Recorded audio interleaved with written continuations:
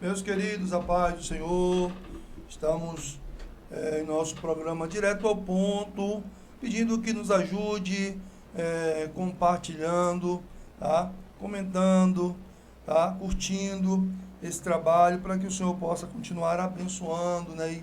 E, essa mensagem possa chegar a mais lares. Estamos aqui tratando sobre as lições da Escola Bíblica Dominical. Nesse momento, tratando sobre a lição de número 6. Já tratamos anteriormente sobre o primeiro tópico e agora nós trataremos sobre o segundo tópico da lição de número 6, tá? Que tem como tema o funcionamento da consciência, né? E nós temos a sinopse aqui, que diz o seguinte: a consciência foi dada por Deus como senso moral inato, mas sofreu distorção após a queda. E esse primeiro tópico também traz 3 pontos importantes, 3 subtópicos, sendo o primeiro acusação, defesa e julgamento. O segundo subtópico, vã justificativa. E o terceiro subtópico, a defesa no tribunal. Nós queremos dar início a esse primeiro tópico, nosso amigo, doutor Franklin Bezerra. Vamos lá. O primeiro subtópico é acusação, defesa e julgamento. Acusação, defesa e julgamento. O que nós podemos perceber aqui, nesse subtópico, é que a consciência funciona como órgão de acusação, ele serve para acusar, e também como defesa, ele serve para defender, mas também exerce a função judicante. Quando nós olhamos aqui, nós percebemos que em nossas mentes, em nossa alma, em nosso espírito, a nossa consciência, no nosso dia a dia, ela nos acusa. Mas também a nossa consciência, ela nos defende em alguns momentos. Isso está certo, essa ação está correta. Ou também, o contrário, a acusação. O que você está fazendo está errado. Isso vai machucar alguém, isso vai ferir alguém. Então, isso faz parte da consciência. Quando nós olhamos aqui, nós vemos que esta consciência, ela age antes mesmo do ato em si. Antes de nós praticarmos algo, seja bom ou ruim, é a nossa consciência que já trabalha antes da gente agir, da gente praticar, da gente pôr em prática. A nossa consciência já está nos dizendo, nos julgando, nos orientando. Nós também podemos perceber que ela também serve como uma bússola moral. Os marinheiros, eles usam bússola porque eles estão no meio do mar e aquela bússola é que vai dar o destino certo, a direção certa. Então, a nossa consciência, ela é uma bússola moral para que nós possamos agir de forma correta. No livro de Salmos, de número 51, verso 3, já está aberto aqui, diz assim: pois eu conheço as minhas transgressões, Davi que está falando, e o meu pecado está sempre diante de mim. Houve um momento que Davi foi constrangido por Natã, o profeta Natã, visto que Davi tinha pecado com Batseba, tinha enviado o esposo para a guerra e o esposo veio a óbito, veio a falecer. E o que me chama a atenção é que a sua consciência, em detrimento a tudo isso, foi uma consciência que não teve acusação. Foi uma consciência que para ele, a sua consciência era como se já estivesse cauterizada, uma consciência cauterizada. Que nós vamos falar um pouco disso um pouco mais à frente. Mas observe só, a sua consciência não lhe condenou, em outras palavras. Então Deus usa o profeta, vai até contextualizando, vai até Davi, conta uma história para Davi, diz: Davi, se um homem rico tem várias ovelhas, diversas ovelhas, recebe uma visita em sua casa, e ele, ao invés de matar uma das suas ovelhas, ele mata a ovelha do seu vizinho, que só tem uma ovelha, uma única ovelha, que entra na sua casa, que dorme com ele, que come com ele, que se deita com ele, e ele mata essa ovelha. Davi, Gleidson, como nós sabemos muito bem a história, se enfureceu. Esse homem aí, ele é digno de morte. É fácil condenar o outro, É né? fácil condenar o outro, É né? fácil condenar o outro. E interessante, Gleides, que ele diz logo assim, ó, esse homem aí é digno de morte. E aí o profeta vai fazer com que a sua consciência própria lhe condene. Ele diz assim: este homem, Davi, é você. Aí no Salmo 51, verso 3, ele mesmo está dizendo: pois eu conheço as minhas transgressões, e o meu pecado está sempre diante de mim. Agora, depois que o profeta foi usado por Deus, ele reconhece a sua consciência, que acusa, mas também defende, que é como uma bússola moral dentro de cada um de nós. Tem muitas referências aqui, mas eu não vou citar nenhuma para a gente poder abreviar o tempo. Mas, levando ainda em consideração essa história de Davi e sua consciência, Franca, é importante dizer, né, que veja que mesmo no número 51 de Salmo, continuando ali a partir do verso 10, ele vai falar com Deus a respeito do seu erro, por causa da consciência que agora mostra o seu pecado, e ele vai dizer: Senhor, não retire de mim o teu espírito, né? Não me lance fora da tua presença. O que é que Davi está dizendo? Davi está dizendo: Senhor, eu sei que a consequência do meu pecado pode fazer com que o seu espírito, não é, se afaste de mim. A consequência do pecado pode fazer com que eu perca, não é, essa comunhão.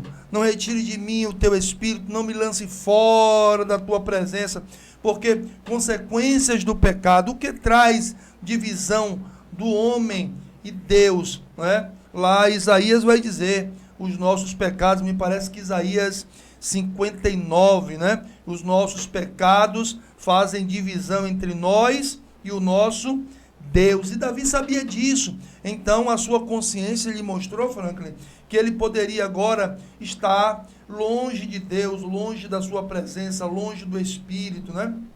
Veja que, voltando aqui ao primeiro ponto, né? O primeiro ponto que fala sobre acusação e defesa, uma partezinha que diz o seguinte: a conduta do primeiro casal antes do pecado conhecia somente o bem, né? Mas existia a consciência. Nós falamos isso no primeiro tópico. Sim. Não é? Ele conhecia apenas o bem, mas ele sabia que algo ruim poderia acontecer a eles caso eles, não é, desobedecessem a ordem direta de Deus. Porque a mulher mesmo chega a dizer à serpente: se comermos, certamente morreremos. E aí surge o engano da serpente, não é? Dizendo: você não vai morrer, você se tornará um igual a Deus. Então, nós queremos também trazer a importância a vocês, queridos, cuidado, porque o nosso coração também é enganoso, e o inimigo está a todo tempo mexendo com isso, para nos levar a nos afastarmos de Deus com as nossas atitudes, né? Inclusive de situações que nós até conhecemos, mas aí, sendo enganado pela voz externa do inimigo, nós acabamos cometendo coisas que nos afasta de Deus, que nos distancia de Deus. E não só isso, Franklin, coisas que ferem outras consciências. Eu vou falar sobre isso, mas parece que Franklin tem uma observação para fazer. Depois eu quero ler um texto aqui que trata a respeito da consciência, não apenas da nossa, mas também da consciência do outro. E é preciso atentarmos a essa questão tão importante. Pois não, Franklin? Algo que me veio em mente aqui é que eu falei sobre a consciência age antes do ato, Antes de você praticar um ato, a consciência ela age. Mas a consciência também age durante o ato E depois. e após o ato. Sim. Porque a Bíblia diz que, como o Gleito citou aqui, lá atrás, lá no início, que antes mesmo de Caim e Abel tomarem a posse do fruto, antes mesmo disso, Deus já tinha falado e ele já tinha uma consciência. Então, antes. Sim. Durante também eles tiveram, porque no versículo 3:7, a própria lição cita, então foram abertos os olhos de ambos, ou seja, durante. Foram abertos os olhos de ambos e conheceram que estavam nus e coseram folhas de figueira e fizeram para si aventais. E ouviram a voz do Senhor Deus, que passeava no jardim pela viração do dia, e escondeu-se Adão e sua mulher, e por aí vai seguindo. Sim. Então podemos dizer que a consciência ela tem 3 funções nesse primeiro ponto aqui, né? A acusação, tanto ela nos acusa o antes de fazermos o ato, como durante fazendo o ato.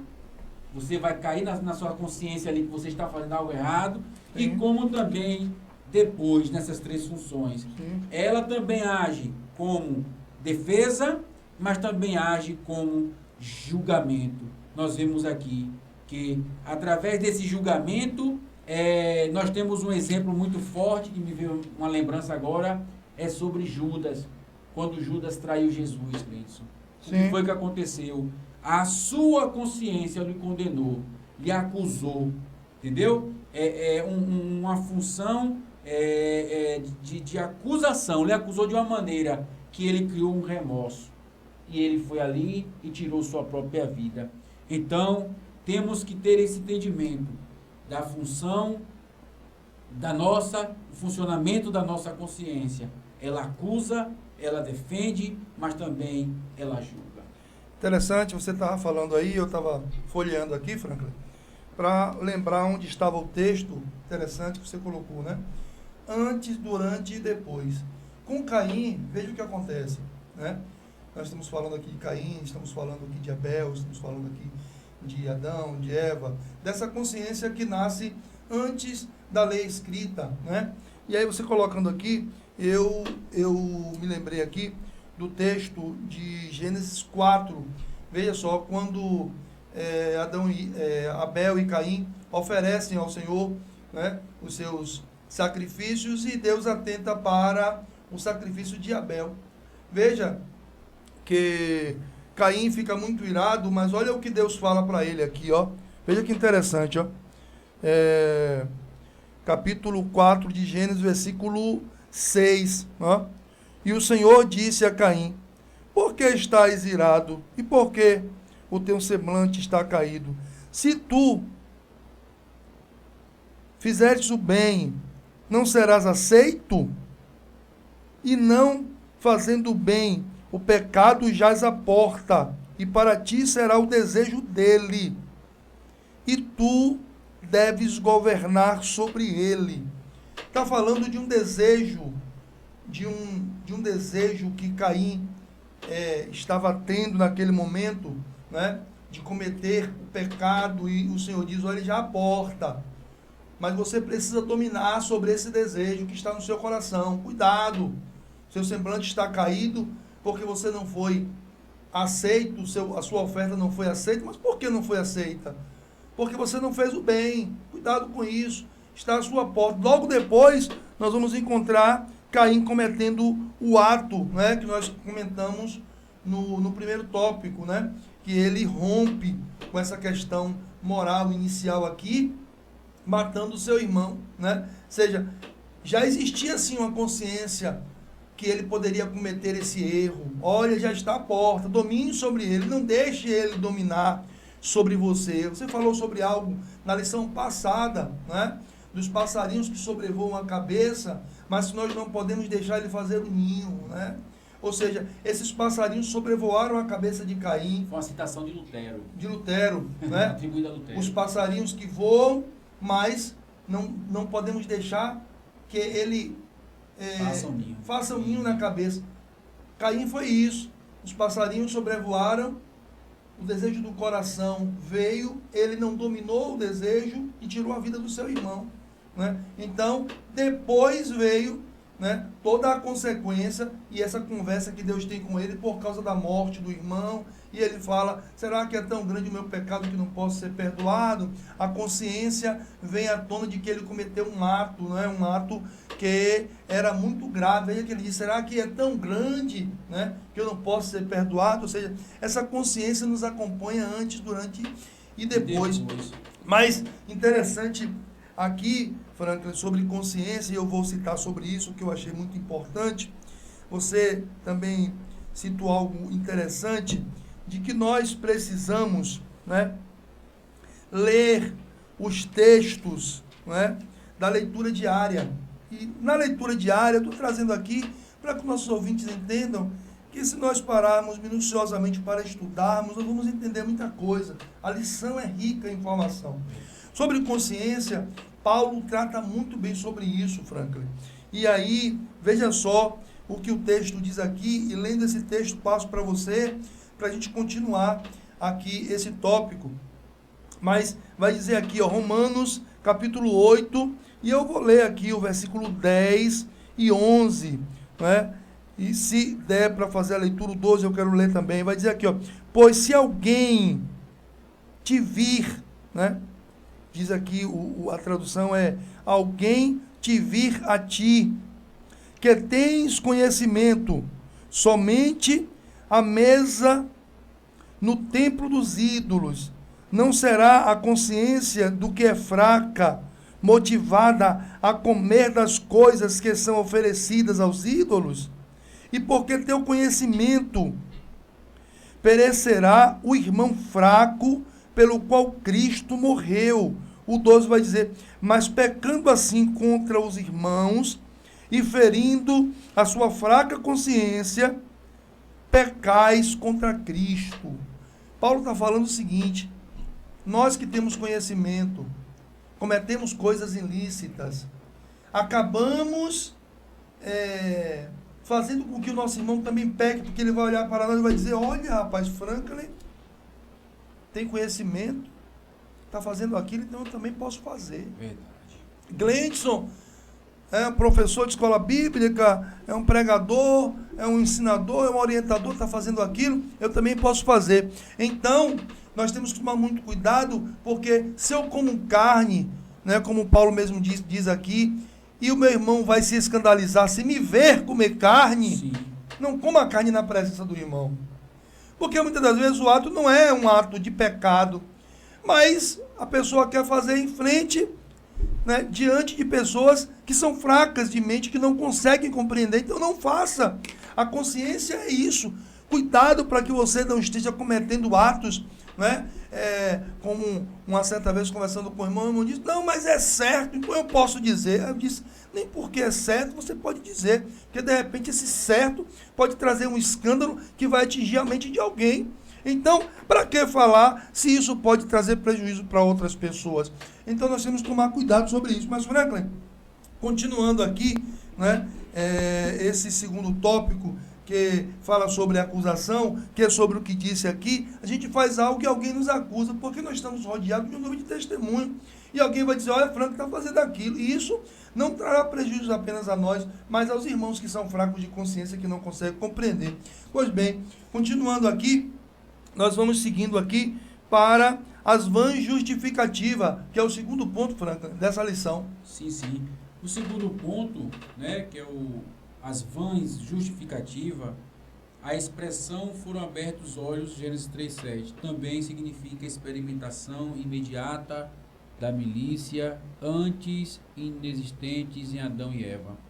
É um tópico, é um subtópico que fala sobre, vem falando primeiro da acusação, defesa e julgamento da consciência, e aí a gente agora entra numa fase chamada as vãs justificativas. Muitas das vezes nós, por termos a nossa consciência a nos acusar, a nos condenar, nós temos a criar vãs justificativas. E nós vemos aqui o exemplo disso, que Adão fez o que se tornaria comum ao ser humano, ou seja, ele começa no momento que ele pecou, ele começa agora a querer se justificar. Gênesis 3:12 diz o seguinte: então disse Adão, a mulher que me deste por companheira, ela me deu da árvore e comi. Observe que ele agora está acusando quem? A sua própria esposa. Ele Eu tenho uma posição sobre isso, eu vou colocar aqui também. Ele pega e usa a van justificativa. Colocou a culpa na mulher. Para colocar a culpa na mulher. E logo depois a mulher também usa da mesma Passa a bola. interface e passa a bola. Usa a justificativa também para condenar a serpente, né? A e serpente aí vai. não tinha quem condenar, ficou por ali mesmo, não foi? É verdade, é verdade. Então, nós vemos aqui a van justificativa, quando o remédio, eu encerro aqui, quando o remédio, na verdade, é a confissão e o afastamento do pecado, são remédio para a alma. Aí aqui, só para a gente deixar uma referência, Salmos 41:4, que diz assim: disse eu, compadece-te de mim, Senhor, sara minha alma, porque pequei contra ti. Davi reconhece o seu erro. Queridos, é interessante você perceber o seguinte: nós estamos aqui com Bíblias abertas, Franklin está com duas, tem mais uma aqui, outra aqui, e a gente gosta de ler os textos. A gente poderia ficar aqui apenas citando, mas nós gostamos de ler na íntegra, porque é importante mostrar a leitura, mostrar a referência. A gente aqui, nesse momento de descontração, acho interessante essa questão da culpa, da consciência, né? E realmente Adão e Eva fizeram algo que até hoje o homem faz, né? Sempre procurando, Franklin, jogar a culpa em alguém, né? Verdade. Eu preciso achar em quem jogar a culpa para não assumir o erro. Eu sempre converso, inclusive, com os meus filhos, a importância de nós assumirmos o nosso erro. Eu cometi o erro, eu vou assumir o meu erro e também posso, de repente, sofrer pela pena do erro cometido, né? Mas essa questão aí, Franklin, foi discutida, inclusive, em sala de aula lá com a gente, um outro professor, o Edvan, e nós estávamos ali tratando, e foi colocado algo interessante. Veja que quando Deus fala com Adão, olha o que ele diz: a mulher que tu me deste. Tu me deste. Quem deu a mulher a Adão? Deus. De certa forma, Adão estava colocando a culpa em quem também, além da mulher? Transferindo para Deus. O próprio Deus. Nós costumamos dizer muito que Adão transferiu a culpa para a mulher, que não é uma mentira, é uma verdade. Ele transfere a culpa para a mulher. Mas, se nós bem observarmos, irmãos, ele também está colocando a culpa em Deus. Ele está dizendo: quem foi que me deu a mulher, Deus? Parafraseando aqui. Quem foi que me deu a mulher? Foi o Senhor. Essa mulher que o Senhor me deu. Essa mulher que o Senhor tirou da minha costela. Ela me deu fruto e eu comi. Então, veja que também não é estranho você ver, Franklin, alguém colocando a culpa em Deus das coisas que acontecem. Hoje nós encontramos muita gente aí na mídia, inclusive, queridos, falando, chamando Deus de carrasco, chamando Deus disso, chamando Deus daquilo, dizendo que, colocando a culpa da humanidade, quando a Bíblia diz: de que se queixa o homem? Queixe-se dos seus próprios pecados. Mas aí o homem não quer se queixar dos seus pecados, ele quer se queixar de quem? De Deus. Ele pensa que Deus é quem deveria resolver tudo, Ou seja, o homem não deveria sofrer a sua própria consequência. Então Adão vai dizer: a mulher que tu me deste, E a outra observação, Franklin, nesse texto da minha parte, especificamente, não creio, porque muitas das vezes, Franklin, por ouvirmos alguém, da mídia, uma pessoa até bem referenciada e tal, dizer algo a respeito de um assunto, isso começa a ser construído e ser propagado como uma verdade, E algo que se discute muito é: Adão estava junto a Eva quando Adão estava conversando com a serpente. Eu, particularmente, não consigo acreditar. Eu ia tocar nesse ponto. Não consigo acreditar nessa verdade. E o texto vai dizer que ele vai dizer a mulher que tu me deste. Ele não coloca a culpa na serpente. Né? Ele vai dizer a mulher que tu me deste, ela me deu o fruto.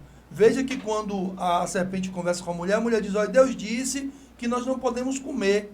Em momento algum nós encontramos a presença de Adão ali. Mas alguém diz, não, Adão estava presente. E aí, um texto que não é meu, mas que eu sempre ouço dizer, que aquilo que a Bíblia não fala, eu prefiro não falar, eu prefiro não afirmar. Então, às vezes, a Bíblia nos traz informações e nós queremos endossar a informação, nós queremos colocar informação onde não existe no texto. Né? Veja que Adão vai dizer, a mulher que tu me deste, ela me deu a fruta e eu comi. Em momento nenhum ele vai dizer que foi a serpente que induziu-os para que ele pudesse comer. Não acredito de forma alguma que Adão estivesse presente na conversa de Eva e a serpente. Eu, particularmente, não consigo acreditar. Eu ia até citar aqui esse ponto, no versículo de número 6, que diz assim, e vendo a mulher que aquela árvore era boa para se comer, e agradável aos olhos, e a árvore desejável para dar entendimento, tomou do seu fruto. A mulher. Sim. Até aí dá a entender que está só. Sim. Vamos lá. Vamos lá. Tomou do seu fruto e comeu. Sim. Aí, e deu também ao seu marido. Sim. Só que entre tomou do seu fruto e comeu e deu a seu marido, Existe uma isso distância. pode ter uma distância como não. Sim. Então seria assim a gente dizer que tanto Está ou não está? Está ou não Isso, está. é uma interpretação. É uma interpretação. Mas é por isso que eu estou dizendo assim, ó. Eu não estou afirmando nem desafirmando. Eu estou dizendo que eu, particularmente, não acredito. Por quê? Quando você diz ela tomou e comeu, por que ele também não tomou da fruta? Se ele estava ali, porque ele também não tomou do fruto na árvore? Porque ele estava ouvindo a mesma conversa, ele estava sendo ludibriado, no caso, se ele estivesse presente, ele também estaria sendo enganado por aquilo que a serpente disse, mas a serpente disse diretamente a Eva. Olha a observação do texto também. Quando ele fala para Eva. Ó, você ouviu isso, mas se você comer, você se tornará um igual. Quem toma da árvore é a mulher. Por que o homem não foi e tomou também da árvore? O texto vai dizer, e tomou da árvore, deu ao seu marido. Mas quando ela deu ao seu marido? Quando ela teve esse encontro com ele para dar essa fruta para ele comer? O texto não diz. Então como é que eu vou dizer que ele estava com ela? Entendeu? O que eu estou dizendo é que eu não creio que ele estava, né? Mas alguns querem afirmar que ele estava. Esse é o grande problema. Eu também particularmente acredito que ela estava só. Eu particularmente acredito dessa forma. Só que o texto deixa essa interrogação, abertura, essa abertura sim. Tomou e comeu e depois deu a ele. A pessoa pode estar com algo e dá daqui a um mês, dá daqui a um dia, dá em outro momento. Isso. Ou também pode ter sido no mesmo momento. Então fica uma coisa meio que... a ser entendida. Mas aí o outro texto, Frank, como eu coloquei a você, quando ele conversa com Deus, ele em momento nenhum cita essa conversa. Não. Ele vai dizer o quê? A mulher que tu me deste, ela que me deu do fruto, Deus. Ou seja, eu comi porque ela me deu. Certo? Então, assim, dá a entender que ela veio com fruto e deu a ele. Se ele tivesse fazendo parte daquela conversa e ele tivesse aceitando aquilo, né, como um homem com as suas faculdades mentais pura, sã, né, perfeita, porque quando Deus faz o homem, e naquela condição o homem que estava em um estado perfeito, né, não consegue interferir em uma conversa como essa e não dá qualquer sinal de posicionamento, simplesmente deixa a mulher ser enganada. Eu não consigo entender isso nem na minha condição de pecado que estou hoje, em ver a minha mulher em um diálogo com quem quer que seja e deixar ela cometer um erro sem sequer dar a minha opinião. Quando eu faço isso, ou quando eu afirmo isso, eu inclusive estou dizendo que Adão era um homem que não tinha posicionamento. Era um homem que não conseguia se posicionar em meio a uma situação adversa dessa, onde o próprio Deus, conversando com ele, disse, olha, você não pode fazer. E mesmo assim, ele, Franklin, como um homem, com suas faculdades mentais perfeitas, com sua condição perfeita, usando aí uma expressão que eu ouvi, usando todos os seus neurônios que nós não conseguimos usar, nem uma terça, não sei exatamente essa porcentagem, mas é tão pequena a porcentagem que nós usamos no nosso neurônio, mas ali estava Adão, usando todos os seus neurônios. Você consegue imaginar a capacidade de um neurônio e de todos eles sendo utilizado por Adão, porque sendo perfeito, ele fazia a utilização das suas faculdades mentais perfeitamente, e ele não conseguia se posicionar. Eu não consigo ver um homem que não consegue se posicionar, em vez de sua mulher ser enganada, e não se posicionar nem para a serpente, nem para a mulher. Para mim é difícil ver isso, mas para você que de repente consegue ver um homem nesse estado, sem se posicionar, você pode crer, é um direito seu. Eu não consigo, porque eu, como um homem que sou, dentro do pecado que estou, vivendo o pecado que estou, porque todos nós pecamos, né? E nós trazemos essa natureza adâmica, né? Mas não consigo ver, eu como homem. Mas se você consegue, Deus abençoe sua vida. Vamos continuar aqui, a discussão é boa porque é algo que nós discutimos na escola bíblica, né? E vamos lá, mas independente do erro da mulher ou do homem, o Senhor ali mesmo continuou construindo um plano para a salvação. Isso aqui é muito importante dizer, sabe, Franklin? E esse plano se concretiza em Cristo, e hoje nós podemos receber o perdão de Deus.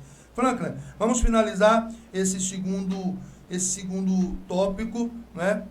Porque o tempo está indo embora, mas fugindo das vãs justificativas, vem aqui o debate do tribunal, que é exatamente essa questão da mente ter condição de julgar o bem, o mal, não é? E aí nós vamos passar agora para o nosso terceiro tópico. Deus abençoe sua vida. Fernando, quer fazer uma outra observação sobre esse mesmo texto? Não. Deus abençoe sua vida e sua família, e logo estaremos com o nosso terceiro tópico para tratarmos aqui da nossa lição, que é a consciência é falível. Deus abençoe sua vida, Deus abençoe a sua família.